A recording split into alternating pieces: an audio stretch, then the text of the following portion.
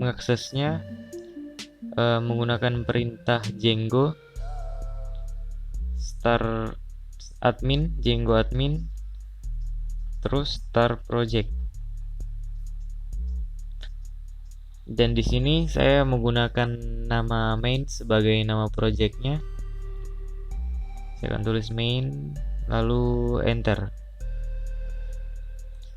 Nah, setelah di enter, di sini akan muncul folder baru sesuai nama yang dibuat. Kemudian di dalamnya akan terdapat sebuah folder main dan file manage.py. Nah, untuk mainnya ini berisi folder file-file yang mendefinisikan dia adalah sebuah modul. Nah, dan yang berada di luar ini merupakan pembungkus dari yang ada di dalam sini. Jadi yang dibutuhkan sebenarnya yang berada di dalam sini. Sehingga folder yang di luar ini bisa kita ubah namanya atau bisa kita remake. Nah, di sini kita akan mengganti namanya menjadi web. Setelah itu, untuk mengecek apakah telah berhasil, kita harus menjalankan server dari Django itu sendiri. Untuk menjalankan servernya, kita butuh mengakses file manage.py ini. Nah, saat ini kita berada di folder GeoDjango. Berarti selanjutnya kita akan masuk ke dalam web. Kita masuk ke dalam folder web. Nah, kemudian kita akan akses menggunakan Python manage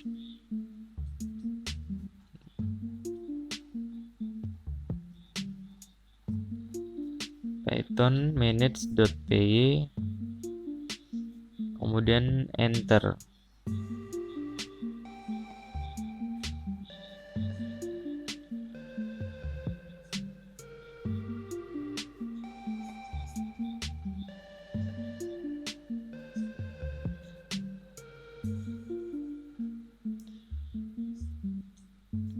Nah, kemudian kita akses menggunakan Google Chrome.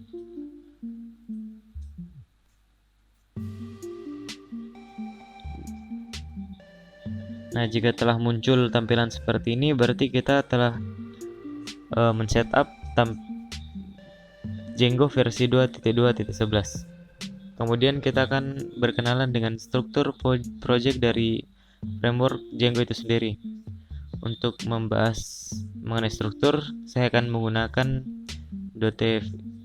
Visual Studio Code.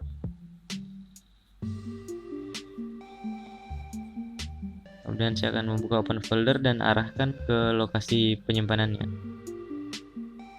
Kita klik OK, dan selanjutnya kita akan melihat isi dari hasil generate perintah Django admin start project. Di sini terdapat sebuah file yang dimana manage.py, sebuah file Python yang mana di dalamnya terdapat sebuah fungsi atau metode main.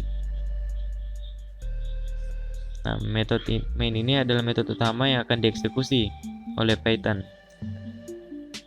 Kemudian di sini ada pengecekan terhadap main. Jadi main ini merupakan sebuah file yang menghubungkan antara Python dan Django. Kemudian di dalamnya lagi terdapat sebuah main sama dengan nama project yang kita buat, dan di dalamnya ada beberapa file, terdapat init, py, settings, files, dan wsgi.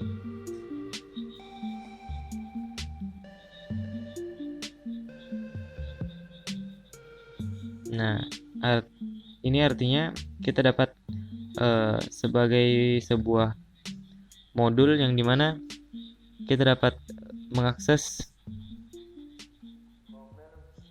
contohnya seperti setting ini, kita dapat mengkonfigurasi server mana yang akan kita gunakan.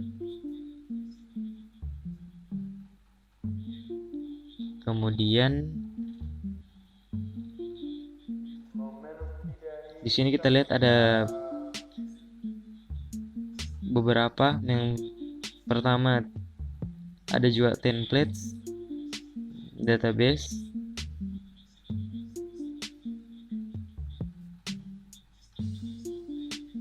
Dari database ini kita bisa melihat sistem apa yang dapat kita gunakan.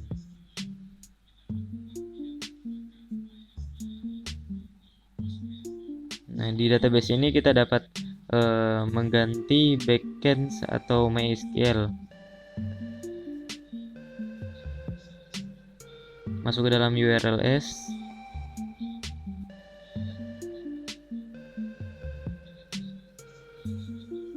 Ketika kita mengakses alamat di website, maka apa yang kita akses itu akan menggunakan metode apa? Contohnya di sini, ketika kita mengakses admin, maka dia akan mengakses admin, kemudian size, kemudian URLs. Di sini kita dapat menambahkan beberapa roles. Untuk menambahkan roles, kita tinggal memanggil perintah pet. Kemudian kita mengikuti parameter yang ada di atas. Yang pertama adalah route-nya, kemudian metode yang akan kita gunakan. Nah, jika dia kosong seperti ini, maka ini akan menjadi route default atau yang berada di sini.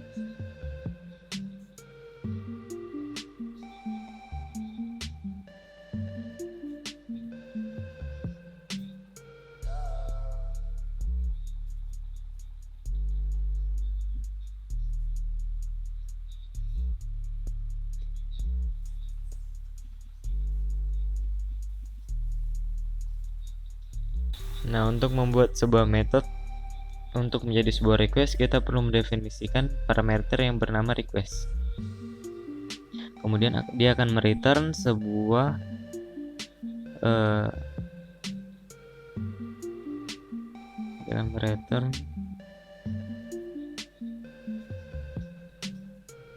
misalnya kita akan mereturn sebuah H1 yang berisi hello world.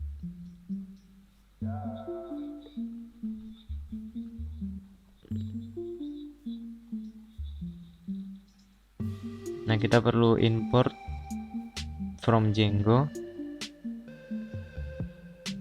.http.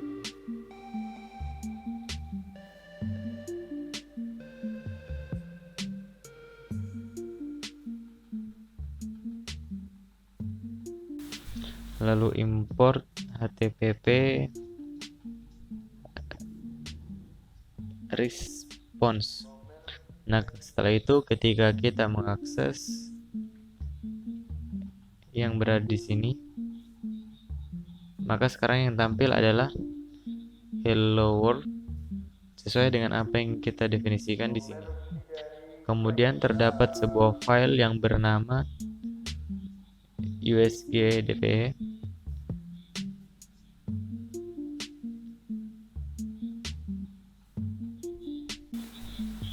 File ini yang menghubungkan antara Django server dan